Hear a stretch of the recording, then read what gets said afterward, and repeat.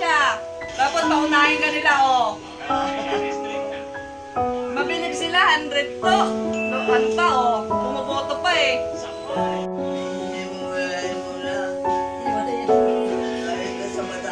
Ah.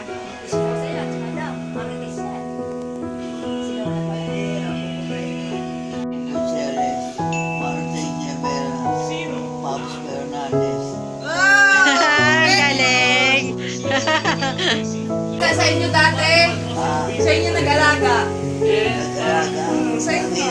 Sa inyo. Nakakalimutin ka pero malakas ang mata mo.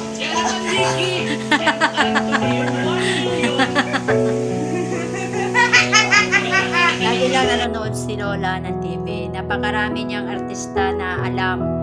Pag tatanungin mo siya, maalala niya. Napakarami, halos lahat ng artista kilala niya. At ang pinakapaborito niya ay si Coco Martin. Tanggol, puntahan mo si Lola Nemi. Madali lang siyang hanapin. Pinakamatanda sa Santa Cruz, Zambales. Paborito ka niya. Sana mabisita mo man lang siya at makita ka niya habang siya ay malakas pa. Para siya ay mapasaya mo man lang. Maraming salamat, Tanggol, in advance. Ang dami ko na inalagaan na matatanda pero napakabait ni Lola Meni. Magtutok-tok siya pag nasa labas yung mag-aalaga.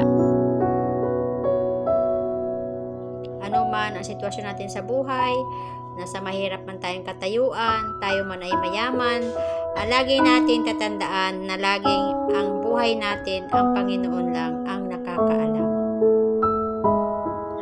May mga taong ayaw mamatay o natatakot mamatay. May mga taong gusto naman mamatay pero hindi mamatay-matay. At may mga tao namang masaya sila dahil binigyan sila ng Diyos ng mahabang buhay.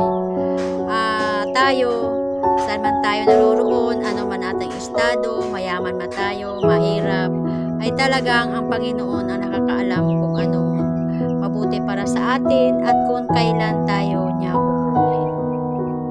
Napakaswerte ng mga taong kasama ni Lola Meni dahil nakakasama siya ng mahabang panahon.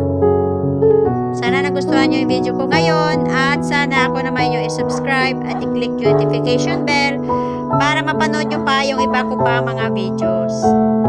Thank you po. Bye-bye!